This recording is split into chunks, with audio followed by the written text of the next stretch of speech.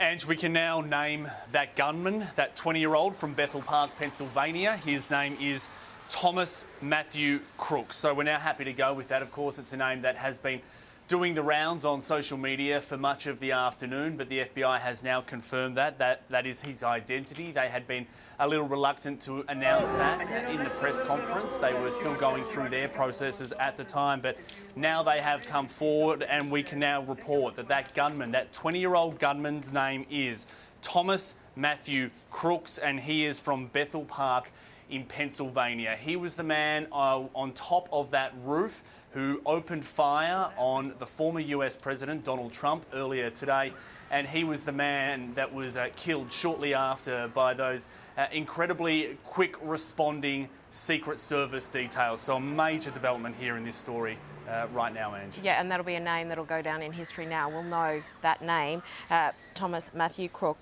Do we know anything more about him? I mean, I know these days most of us have some sort of social media online presence, and investigators will be looking at all the video and the like that was filmed on everyone's iPhones at that event to see what pictures people may have had of him climbing up onto that roof, shooting the former president, but also what his interests were, whether he had suggested that there were any indications that he would do something like this. Just as I'm speaking, we're looking at video at the moment, a TMZ video of him actually on that roof just moments before he was taken out by Secret Service officers. But to my point, David, I guess, do we know anything more about this guy's online presence? Was there any indication that he was capable of something like this, or in fact planning it, plotting it, had a manifesto?